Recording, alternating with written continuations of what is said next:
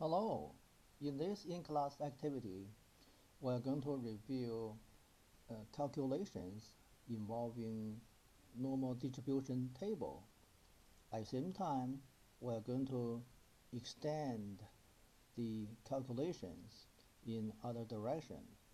In the past, we have learned how to calculate distributions involving population distribution using normal probability table. At that time, we learned two types of calculation. Now look at this graph here. Look at the top row, the first row here.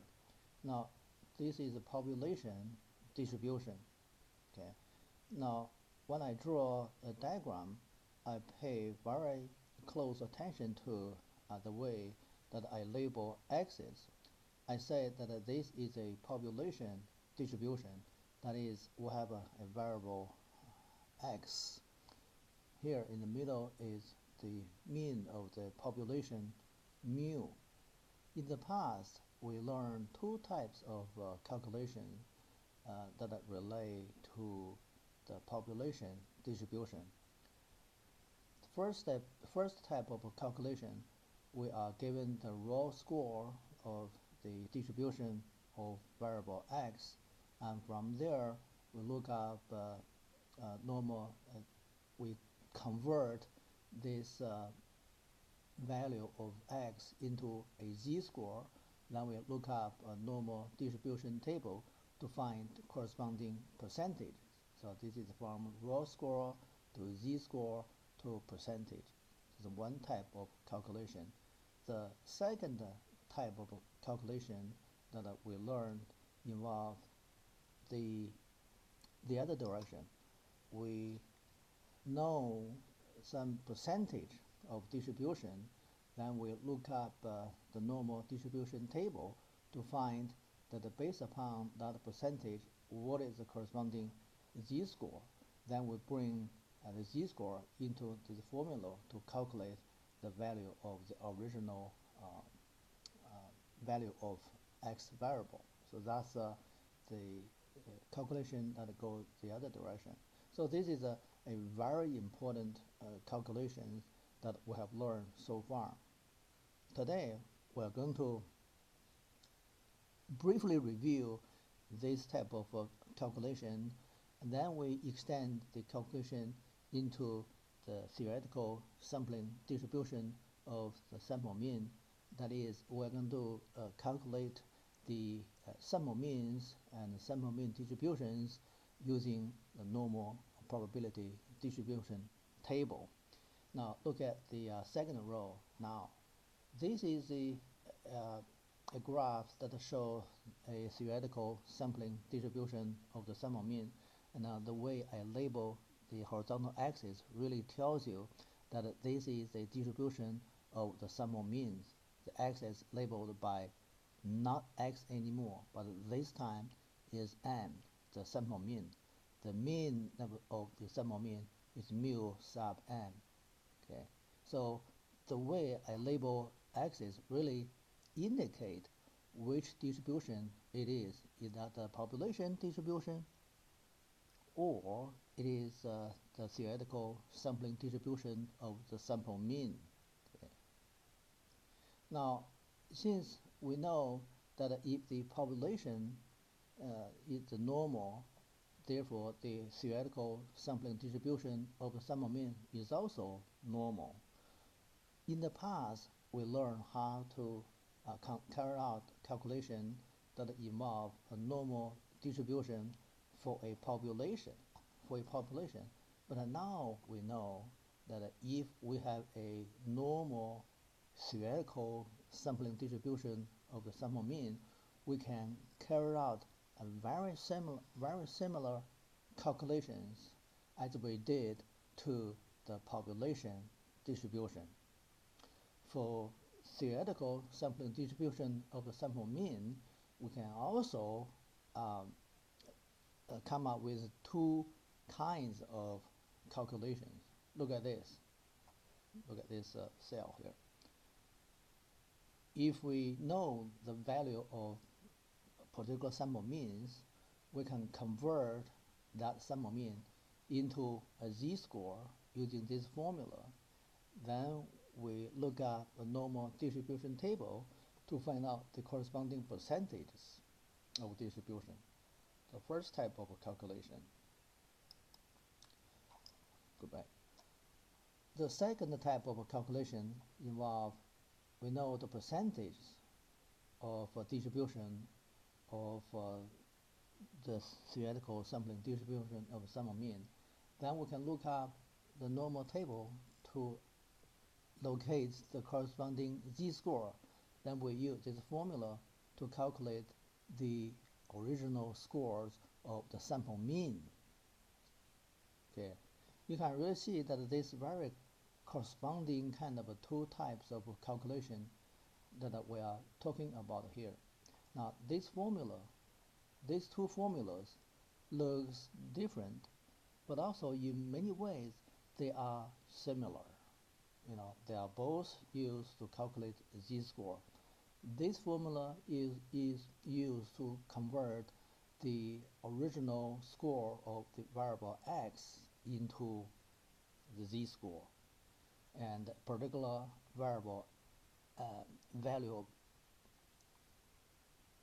a particular value of variable x minus the mean of the population divided by the standard deviation of the population. This formula, some of the letters looks different.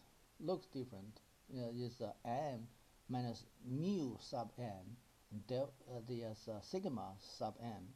Looks different from those notations in this formula, but essentially they are very similar components. Here is a particular score in a distribution. This is also a particular score in a distribution. Here is the mean of the distribution. Here is the mean in the distribution. Here is the standard deviation in the distribution. We call it standard error.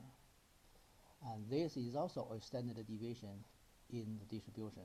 So in all these corresponding parts between the two formulas, they are all very similar components. And that's exactly why when we finish the calculation, they all give us z-score. Okay. So these are two formulas that play a very similar role. They all convert a particular variable into a z-score. Same can be said about these two formulas. They look different, but when you look at particular parts, they all play a very similar role. Okay, this is use mean plus z-score times standard deviation. We can calculate the value of the original variable x. Okay, by knowing what is the corresponding z-score. Also using the mean and standard deviation. Similarly, we can calculate the value of the original variable, the sample mean. The sample mean by knowing the corresponding z-score and the standard deviation or standard error of the sample mean and the mean of the sample mean. Okay, so today we're going to do two sets of calculations. One calculations involve the population because we already learned, we know how to do this type of calculation. Then we're also going to do a very similar set of calculation that involve theoretical sampling distribution of the sample mean. That's why when you have this in-class activity 12 in your hands, we do the calculation in such a way that we proceed not in the order of 1A, 1B, 1C, not in such order. Instead, we proceed in such order that we first go 1A, Then we jump on to 2A to make a clear comparison between these two calculations, because 1A would involve the calculation that concerns population distribution. Then in a very similar calculation, 2A, we jump onto a calculation that involves the theoretical sampling distribution of the sample mean. The procedure of calculations are very similar between 1A and 2A, but that they involve very different contexts.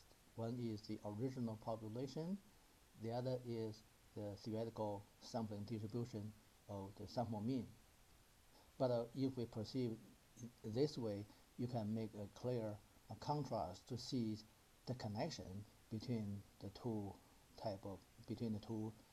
calculations, and also that can build your new calculation on the basis of the skill of a calculation that you already learned, you already know. Okay.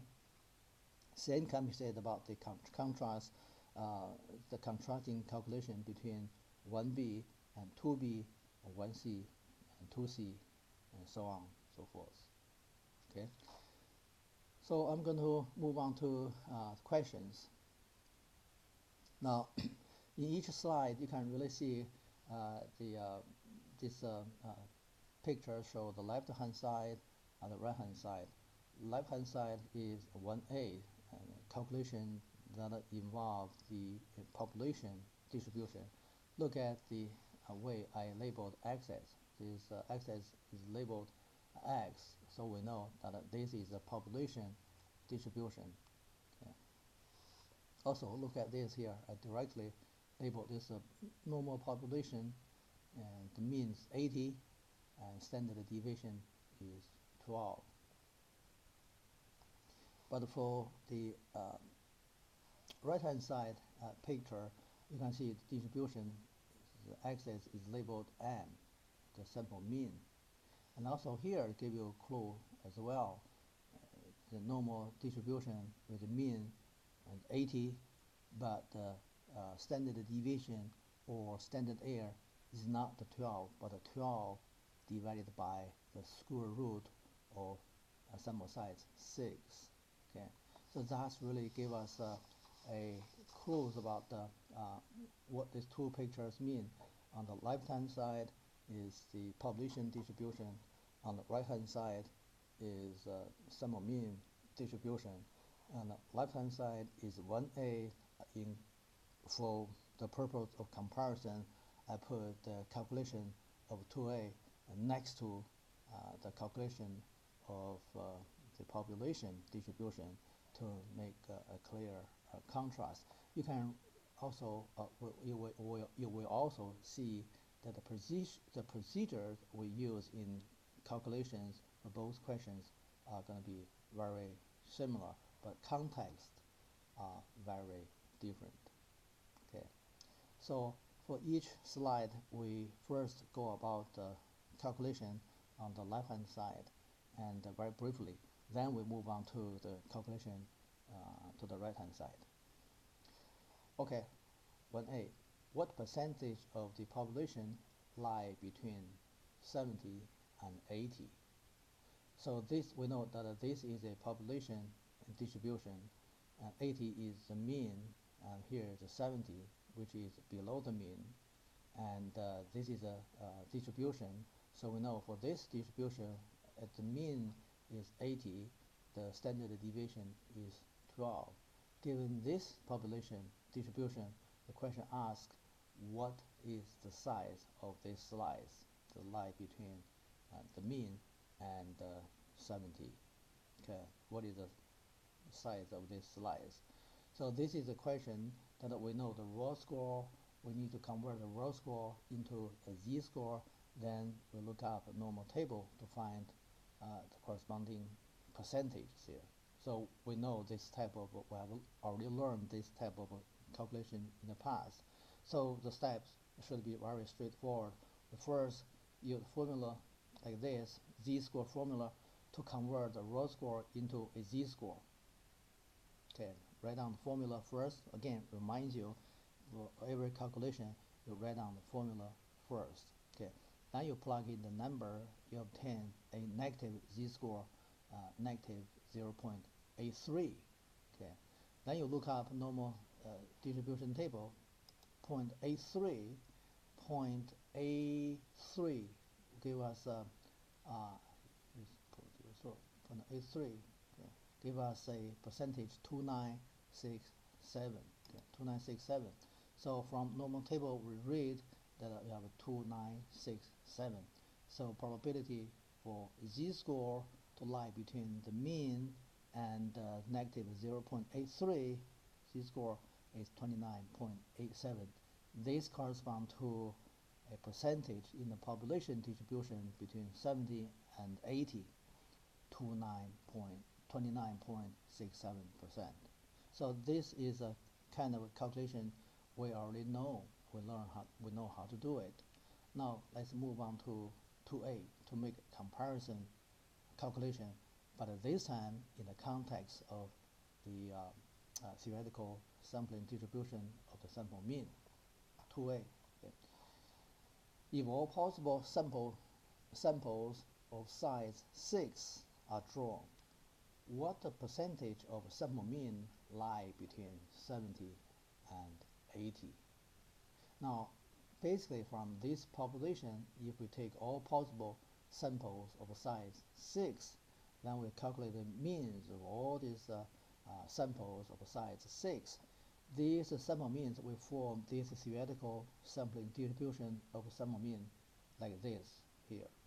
Now for this distribution, the mean should be identical to the mean of the population. That's why for this distribution of the sample mean, the central location, the mean is also 80.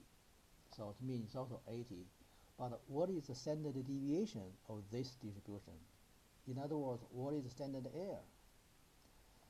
The standard deviation or standard error of this distribution is population standard deviation divided by the square root of sample size. So it's 12 divided by the square root of sample size. If you write this down here, that would help you to avoid a lot of confusion.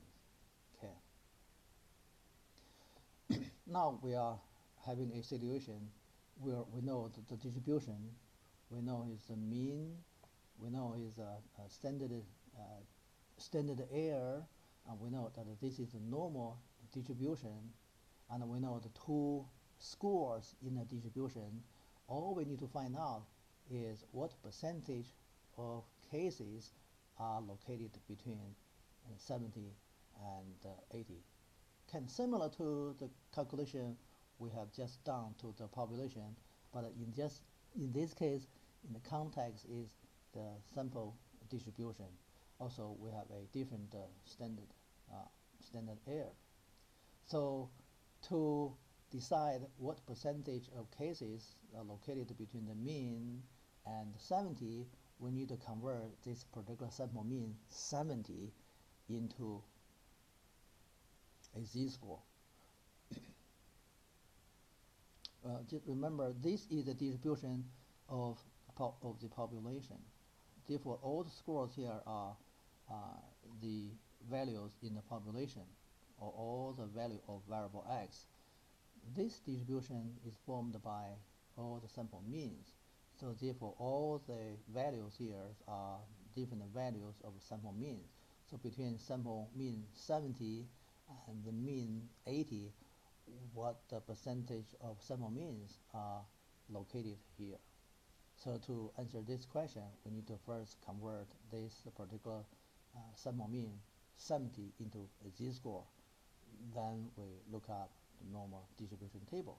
Very similar procedure here. So first write down the formula. The formula here we use the z-score for sample mean. Okay. This is a formula we introduced from the beginning of the in-class activity. Okay. Now you plug in the number and bring in, keep losing my computer cursor here. Okay. So if you see I keep waving this computer cursor because I visually sometimes I lose the computer cursor. That's I wave it and look for it. Okay, here. So after you write down the formula, you plug in the actual values. 70 is particular sample mean, and the means of the sample mean divided by the standard deviation of the sample mean. Here is a point that I like to call your attention. Do not put in 12, but put in 12 divided by the square root of sample size 6, because this is the standard deviation of the sample mean distribution. Okay. You use the 12 only when you are dealing with population distribution, but now you are not dealing with population distribution. This distribution have its own standard deviation. This is the standard deviation for this distribution.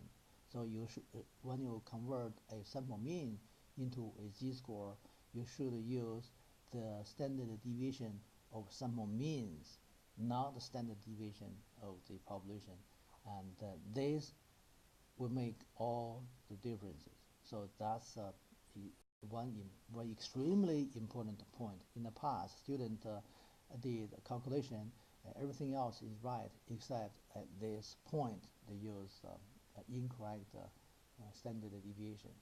Okay, if you complete the calculation in such a manner, you would obtain a z-score negative 2.04. If you go to look up table, 2.04. Okay, 2.04. Okay, 4793. Okay, 4793. Look here, 4793. That is for a z-score. The probability for z-score fall between negative 2.04 and the mean within this interval is 47.93. So that probability corresponds to the probability for a sample mean fall between 70 and 80. Okay. For a probability for a sample mean fall between 70 and 80 is 47.93.